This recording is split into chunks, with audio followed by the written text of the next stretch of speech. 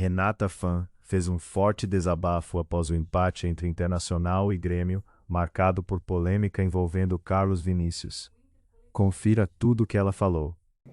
Bom, terminou 0-0 o Grenal, primeiro jogo, quartas de final da Copa do Brasil. O Inter coletivo e individualmente não vai bem, tem problemas sérios. Hoje a escalação não funcionou. Eu não consigo entender como que um meio-campo que precisa de criação, de desenvolvimento, de aproximação com os atacantes, não inicia com o Alan Patrick, colocou 2 volantes, o Vidiagra e o Paulinho, e tentou algo diferente com o Caleb, não deu certo. Mas eu tô aqui não apenas para falar do Grenal, mas porque eu não sou assim ostensiva com a arbitragem, mas hoje o que o Ramon Abate-Abel e todos os envolvidos na arbitragem do Clássico não fizeram é um absurdo. O Carlos Vinícius ganhou uma sobrevida. No mínimo, ele merecia um segundo amarelo ou até a expulsão. Isso não aconteceu no lance com o Bruno Gomes. E aqui fica o meu repúdio, porque tem câmeras, tem como revisar a jogada e nada aconteceu. E isso mudaria bastante o panorama de um jogo que foi truncado. O Grêmio ficou completamente defensivo, teve algumas chances, poucas, mas esperou muito mais pelas iniciativas do Inter. Ninguém queria perder o jogo, tem mais uma partida. Pode ser, talvez, o grande confronto do ano, pela importância da Copa do Brasil, dinheiro, chegar numa final, quem sabe, vaga na Libertadores. Eu fico muito preocupada com o Inter, com o coletivo, com o ambiente, e jogadores importantes também não rendem. O time parece que se acostumou a empatar, e quem empata, empata, empata, não vai a lugar nenhum. Então, é isso. Frustrada, não gostei do jogo, não gostei da atuação do Inter, ninguém esteve bem a não ser a zaga, e quem se salva mesmo é ele, El Patrón Mercado. É o único que parece demonstrar raça, vontade, garra. Não que os outros jogadores não tenham esse ímpeto, mas eu não sei o que acontece. Realmente estou preocupada. Bem preocupada. Estamos diante de um tropeço do Internacional, um tropeço importante. O Inter precisava vencer o jogo. Não estou dizendo que o Internacional vai cair fora, que está determinado isso, mas eu acho que de alguma forma, embora seja subjetivo, o Grêmio tem uma vantagem para o segundo jogo, por jogar dentro dos seus domínios. O Internacional tropeçou e foi um tropeço importante. E esse tropeço tem um avalista. Esse tropeço tem uma assinatura. E é de Paulo Pesolano, o treinador que eu gosto, que eu elogio e que às vezes até passo pano. Pesolano errou e errou feio. O Pesolano quis ser mais realista do que o rei. O Pesolano quis estabelecer uma invenção para começar a partida que não fez nenhum sentido. Nenhum sentido. O Pesolano resolveu começar o jogo de hoje sem os únicos 2 jogadores cerebrais do meio-campo do Inter, o Alan Patrick e o Bruno Henrique. Ninguém entendeu. Alan Patrick e Bruno Henrique são as cabeças pensantes do Internacional. Ele deixou no banco, porque ele queria montar um esquema para o Vitinho ser centroavante. E aí ele coloca o Vitinho de centroavante, tira lá do lado direito defensivo e coloca o Caleb por ali. Uma invenção. Uma invenção. O Internacional no primeiro tempo foi um time sem cérebro. Foi um corpo vagando pelo nada. Mercado é um vigor físico, Vijagra é pulmão, Bernabei é velocidade, o Carboneiro é vitória pessoal. Cérebro não tinha. Cérebro não tinha. O seu Paulo Pesolano conseguiu tirar o cérebro do time do Internacional no primeiro tempo do Grenal.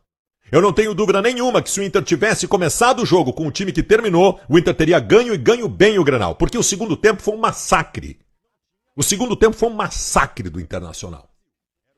Mas no primeiro tempo, com aquela escalação do Pesolano, o Internacional, em primeiro lugar, ofensivamente, não tinha nada. Né? Era um conjunto vazio. Era o Bernabei correndo pela direita, depois invertendo com o Carboneiro tentando uma vitória pessoal jogando para ele mesmo, como ele sempre faz. O Vitinho perdido e sem receber bola, né? O Inter não tinha nada. Uma transição de bola quebrada. O Inter não mantinha a bola na frente, não tinha uma boa transição e tinha um distanciamento dos volantes para os zagueiros. 2 ou 3 vezes o Carlos Vinícius ficou no mano a mano com o zagueiro do Internacional e o Grêmio levou perigo. Talvez no primeiro tempo o Grêmio tenha levado mais perigo do que o Internacional. Aí começa o segundo tempo, daqui a pouco o Pesolano de cara, quer dizer, começa o segundo tempo com o Bruno Henrique. Já melhorou. Já melhorou. O Inter já melhorou e já fazia mais que no primeiro tempo. Logo mais, ele faz a substituição colocando o Alan Patrick e tu vê. Que surpresa, né? Que coisa incrível, né? O Internacional massacrou o Grêmio quando o Bruno Henrique e o Alan Patrick estavam em campo. Nossa, que coisa surpreendente, né, gente? Que coisa surpreendente. O Internacional passou a ter inversões, passou a ter tabelamentos. O Internacional passou a ter gente para colocar um pé em cima da bola. Com o Bruno Henrique em campo, o Vijagra cresceu horrores e foi o grande nome do Inter na partida. O sistema defensivo do Inter, se o Mercado e o Maripã no segundo tempo tivessem jogado com uma cadeira, sentados numa cadeira de praia, tomando chimarrão, não teria acontecido nada. O Grêmio não passou no meio campo no segundo. Tem um chute lá do Crove das Quantas lá, que o Matheus Cunha fez uma grande defesa. O Grêmio não passou no meio campo no segundo tempo. O Grêmio não passou no meio campo. O Internacional teve todo o volume de jogo, chegou de todas as formas, não construiu lá muitas chances de gol. Mas foi o Inter que teve a bola. Foi o Internacional que construiu. O gol estava absolutamente maduro no segundo tempo. O Grêmio se encolheu, porque o Grêmio é ruim. O Grêmio é um time ruim.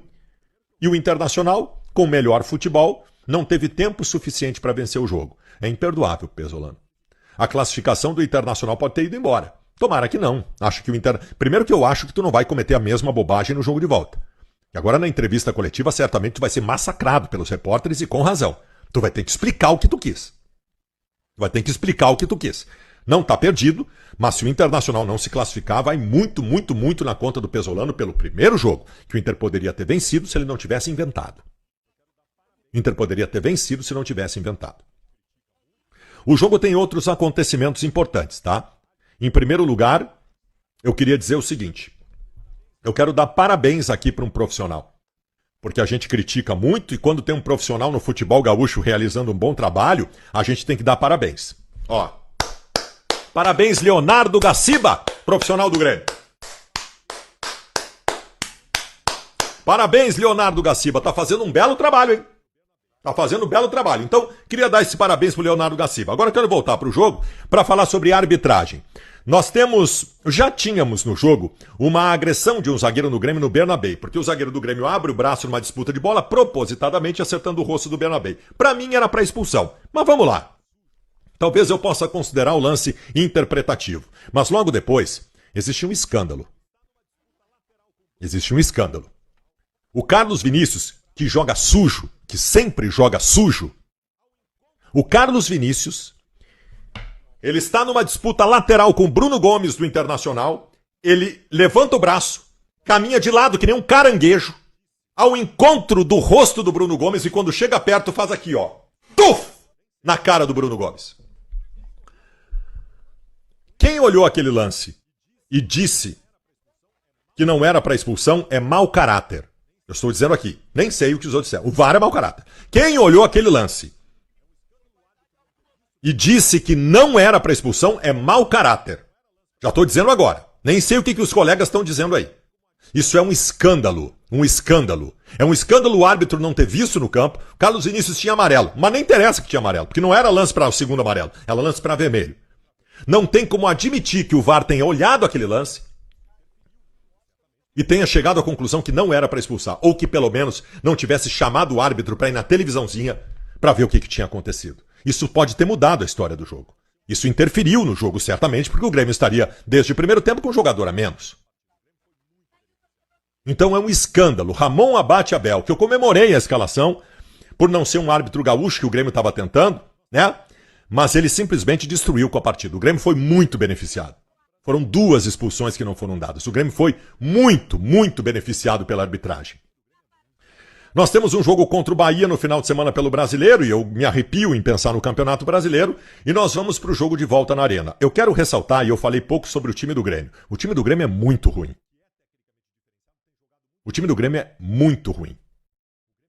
O Grêmio tem um goleiro diferenciado, e ele é diferenciado, e o centroavante do Grêmio, este que eu citei agora, que é tecnicamente diferenciado, tem jogado muito pouco há bastante tempo. O Grêmio é muito ruim. O Grêmio não tem volume qualificado, não tem mecânica de jogo. O Grêmio do Luiz Castro é uma bagunça. Isso faz me doer mais ainda não ter vencido o jogo de hoje. Faz-me doer mais ainda não ter vencido o jogo de hoje. Mas não acabou. No jogo de volta, eu imagino ter o Bruno Henrique e o Alan Patrick em campo e imagino uma postura diferente. Lá o Grêmio tem que se soltar, o Grêmio tem que ir para cima. Lá eu imagino as linhas defensivas do Internacional. As linhas defensivas do Internacional. Né? E aí o Inter sai em velocidade. E acho que pode ter uma sorte melhor. Estou decepcionado com o empate do Internacional, com o tropeço do Internacional, mas ainda muito confiante na classificação. Porque mesmo com todos os problemas, mesmo com todas as dificuldades, mesmo com tudo de errado que o meu treinador fez, o Internacional massacrou o Grêmio no segundo tempo. Massacrou o Grêmio no segundo tempo. Que no fim das contas não serviu para nada, porque nós não vencemos o jogo. Mas eu repito, eu acredito muito na classificação do Internacional no jogo de volta. Deixa eu falar um pouco mais sobre individualidades. O Vijagra é um monstro. O Vijagra é um dos melhores volantes da década do Internacional. Talvez um dos poucos acertos dessa gestão. O Vijagra joga demais. Um primeiro volante, como o primeiro volante tem que ser. Desarma como ninguém e tem um primeiro passe como ninguém. Ocupa muito bem os espaços. Ele é um volante de mão cheia. Que jogador. E o outro que eu preciso citar, que é uma coisa mais surpreendente ainda, e mais comovente ainda, é o meu zagueiro de 40 anos de idade. Gabriel Mercado. Ele simplesmente acertou todos os botes na partida. Ele tem o vigor de um menino de 20 anos. Ele é um fenômeno. Ele é um mistério da natureza. Ele tem 40 anos de idade. O Mercado fez uma partida monstruosa. Monstruosa.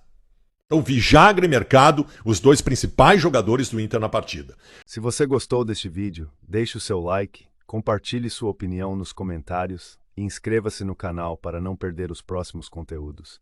Ative o sino das notificações para acompanhar todas as novidades. Obrigado por assistir e até o próximo vídeo.